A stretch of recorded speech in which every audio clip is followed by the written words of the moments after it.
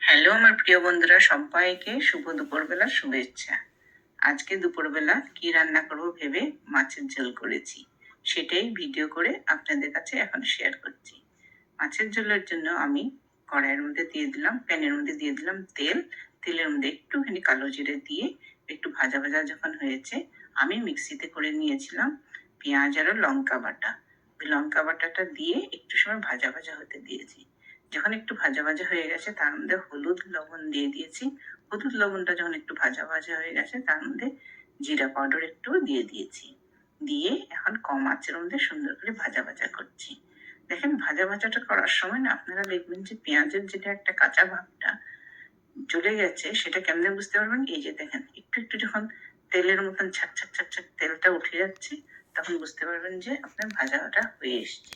তখন আপনারা সুন্দরভাবে এর মধ্যে জল মিশাতে পারবেন। আমি এখন দেখছি, দেখে আরেকটু সময় দেখলাম, আরেকটু সময় ভাজা ভাজা করব। যখন দেখবো যে না মোটামুটি ভাজা হয়ে এসছে, তখন আমি এর মধ্যে জল দিয়ে দেব। এই যে দেখেন, আমি জল দিয়ে দিলাম। জল বেশি দিইনি, 1 গ্লাস মতন জল দিয়েছি। খুব বেশি ঝোল করব না, একটু করেই ঝোল করব। এবার মাছটি আমি ভাজা করে রেখেছিলাম, যে দেখেছি যে জলটা সিদ্ধ হয়ে এসছে, আমি ভাজা মাছগুলোকে এর মধ্যে দিয়ে দিলাম।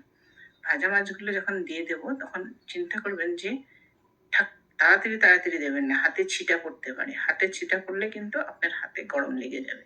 তাই আস্তে আস্তে দেবেন, গ্যাসের ফ্লেমটাও একটু কম করে নেবেন, কম করে আস্তে আস্তে করে দেবেন। আমিও সেই মতেই দিলাম, দিয়ে এবার রান্নাটা করছি। এবার একটু সময় জাল দিতে হবে। একটু সময়, যেহেতু মাছটার ভিতরে ঝোলটা ঢুকতে হবে, মাছটা একটু নরম হতে হবে, তাই একটু সময় দিচ্ছি। আপনাদেরকে বলছি, আপনারা যে যে কোথা থেকে ভিডিওটা দেখছেন আমাকে নিশ্চয়ই কমেন্ট করে জানাবেন। কমেন্ট হয়েছে আমাদের ভালোবাসা। ভালোবাসা কেমনে ছড়ায়? যেরকম মাছের মধ্যে ধনিয়া পাতা দিলে ধনিয়া পাতাটা টেস্ট হয়, সেরকম একটা ভিডিও সম্পূর্ণ কখন হয়? যখন আমাদের ভালোবাসার লোকরা সুন্দর একটা গঠনমূলক কমেন্ট করে যায়। তখন যে জানতে পারি যে এনারা আমাকে ভালোবাসেন, সম্পূর্ণ ভিডিওটা দেখেছেন। তাতে কমেন্টটা দিয়ে বুঝতে পারি যে ওনারা দেখেছেন।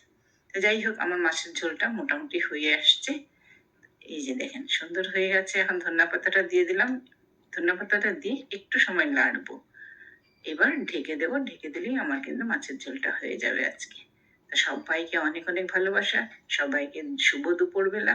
দুপুরবেলা আপনাদের খুব মঙ্গলময় হোক, আরো সবাই আনন্দ করে